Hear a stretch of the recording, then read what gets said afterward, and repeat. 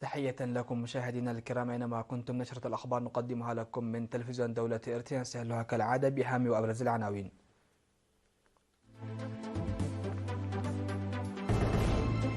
رؤساء كينيا وسريلانكا والبرتغال يهنئون بعيد الاستقلال. الإريتريون في جنوب السودان وليبيا وأمريكا يحتفلون بعيد الاستقلال. توزيع قطع الأراضي السكنية في مديرية سرجان.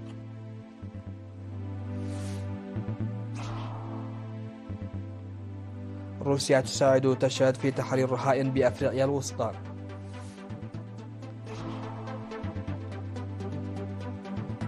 بوتين يحذر الغرب ويتهمه بالتحضير لضربة بالنووي.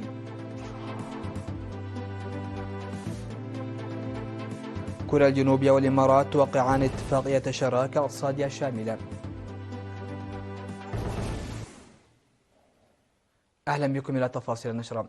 بعث رؤساء كينيا ويليام روتو وسريلانكا رانيل ويكراماسي والبرتغال مارسيل ريبيلو دي سوسا ببرقية التهنئة بمناسبة الذكرى 33 لاستقلال البلاد. وأعرب الرؤساء في برقية التهنئة عن تمنياتهم بموفور الصحة والتوفيق والسداد في العمل لفخامة الرئيس سياس أفورقي والسلام والنماء لإريتريا وشعبها. وأوضح رئيس كينيا ويليام روتو عن إعجاب بلاده بالإنجازات التي حققتها إريتريا في سنوات الاستقلال في الوحدة الوطنية وعملية بناء الوطن والتطور الاجتماعي والاقتصادي. وأعرب عن ثقته القوية لمواصلة إريتريا وكينيا الجهد المشترك القائم لسلام واستقرار وتطور المنطقة والعالم وتعزيز التعاون الثنائي.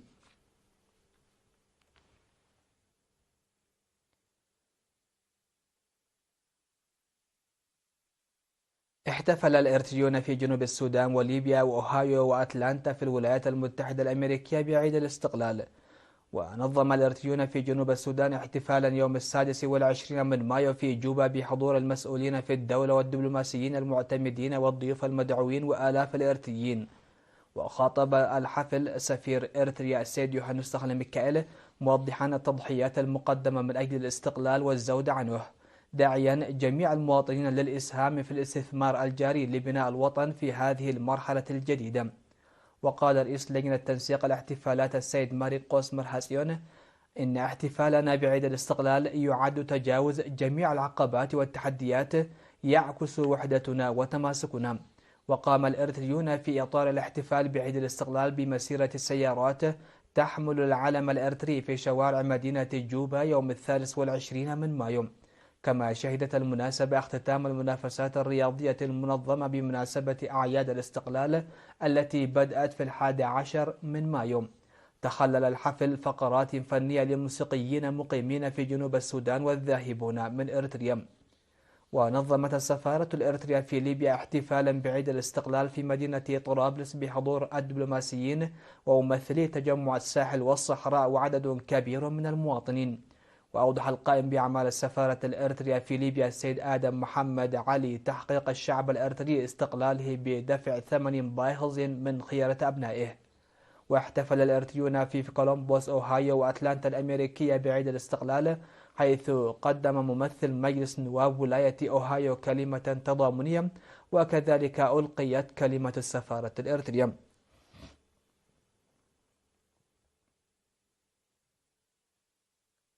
أفاد مسؤول الأراضي في مكتب وزارة الأراضي والمياه والبيئة في الإقليم الأوسط السيد مكونن أموائيل توزيع قطع الأراضي السكنية الطيسة ل218 مواطنا في قرية عدنقودا في مديرية سرجقة يوم 29 من مايو لمواطنين أوفوا بالإجراءات المطلوبة. من جانبه دعا مدير مديرية سرجقة السيد كفل مريم قبر مسكال الحاصلين على قطع الأراضي لتوظيفها جيدا. وشكر مدير ضاحية عد شاخا وعدنقودا السيد سعر حدا رزقي كل الناشطين لإنجاز البرنامج. تبعد منطقة عدنقودا الواقعة في مدينة سرجعة مسافة 24 كيلومترا من العاصمة أسمرة.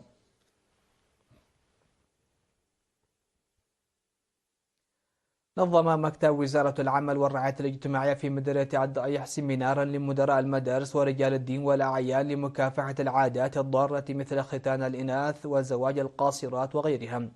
وأوضحت مسؤولة المكتب السيدة مدحانيت قرماي أن السيمينار مواصلة لأجندة التوعية الجارية في أوساط الشعب، ومن المهم تنوير المعلمين لرفع وعي الطلاب.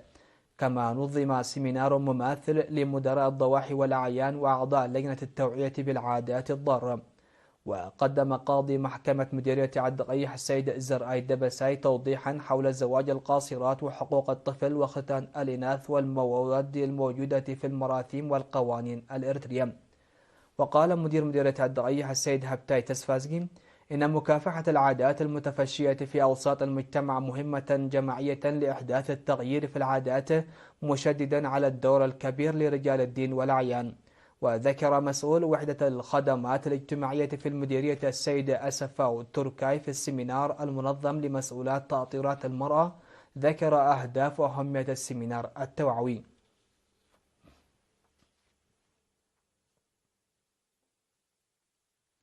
نظم في مديرية نعفة أسبوع الطلاب والشباب الثقافي والتعليمي والرياضي. تضمن الأسبوع الذي استمر ل3 أيام مسابقات المعلومات العامة والخطابة والشعر والألعاب التراثية والمناشط الرياضية. وأوضح مسؤول الاتحاد الوطني للشباب والطلبة في المديرية السيد أحمد السناي أن الهدف من الأسبوع تقوية الوطنية والوحدة وتبادل التجارب والخبرات والحفاظ ونقل القيم المجتمعية. وذكر مسؤول الشؤون السياسية والتنظيمية في الاتحاد الوطني للشباب والطلبة فرع إقليم شمال البحر الأحمر السيد سليمان يوسف، ذكر أهمية تنظيم الشباب برامج استكشاف القدرات والتعرف على قيم المجتمع إلى جانب التعليم الأكاديمي.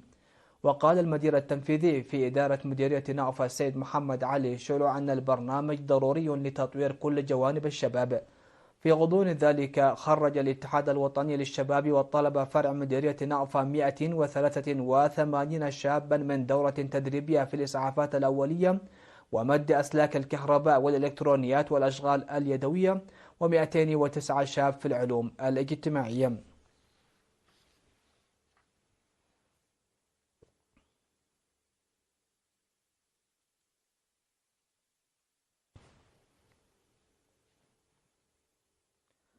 فصل ومن ثم نعود لمتابعة الأنباء على الصعيد العالمي.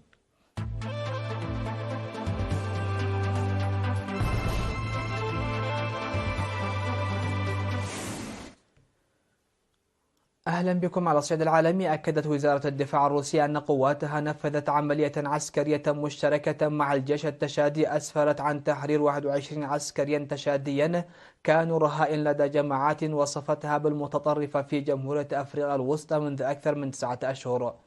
وأضافت الوزارة في بيان أن العملية تمت عبر مرحلتين نقل خلالها الرهائن إلى موقع تمركز القوات الروسية قبل نقلهم إلى تشاد. وذكرت الوزارة أن وزير الدفاع التشادي شكر روسيا مشيرا إلى أنها كانت دائما شريكا موثوقا به للدول الإفريقية على عكس فرنسا وبريطانيا والولايات المتحدة التي فقط حصلت على فوائد من الأفارقة حسب البيان. يأتي ذلك وسط مخاوف أمريكية من توسع النفوذ الروسي في أفريقيا. ففي أبريل الماضي هددت النيجر الولايات المتحدة بطرد القوات الأمريكية من البلاد البالغ عدد أفرادها أقل من 100 جندي بدعوى عدم وجود سند قانوني وسط تقهقر الوجود الفرنسي بالمنطقة.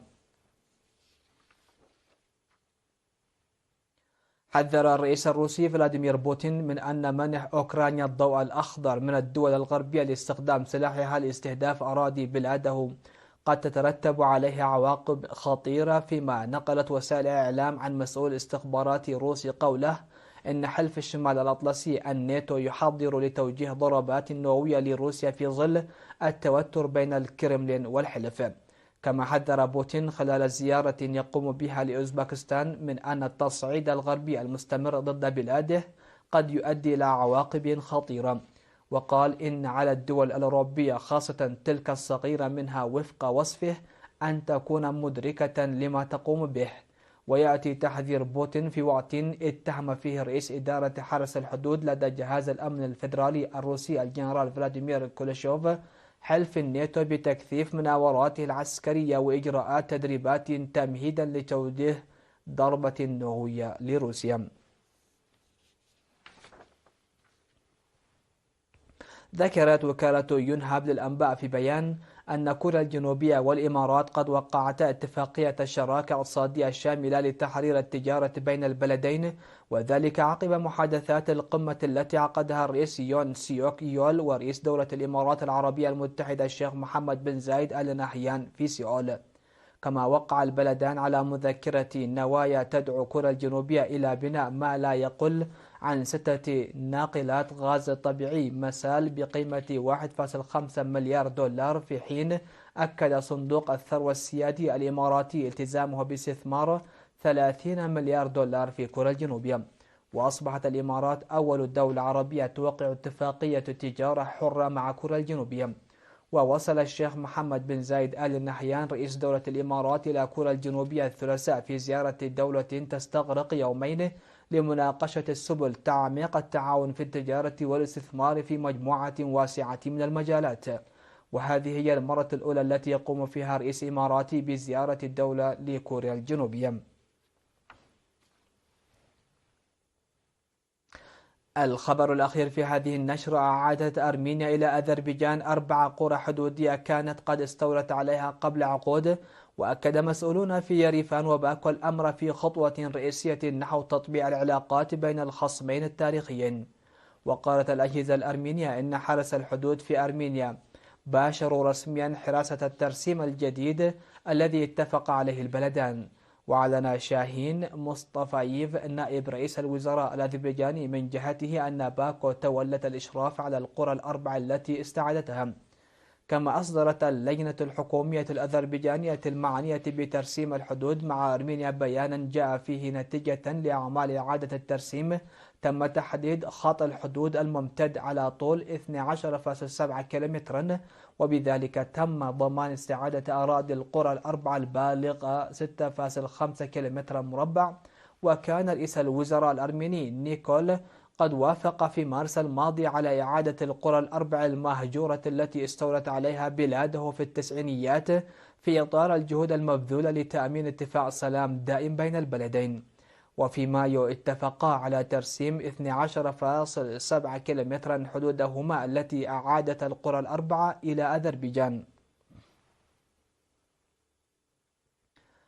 مشاهدينا، ختاما لنشرة هذا المساء إليكم أبرز ما جاء فيها. رؤساء كينيا وسريلانكا والبرتغال يهنئون بعيد الاستقلال. الإريتريون في جنوب السودان وليبيا وأمريكا يحتفلون بعيد الاستقلال. توزيع قطع الأراضي السكنية في مديرية سرجعة بالإقليم الأوسط.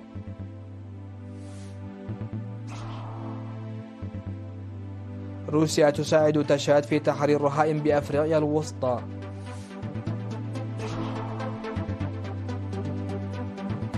بوتين يحذر الغرب ويتهمه بالتحضير لضربة بالنووي.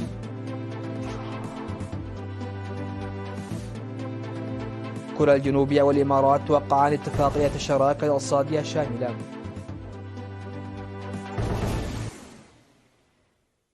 انتهت النشرة، شكرا لحسن الاستماع والمتابعة، إلى اللقاء.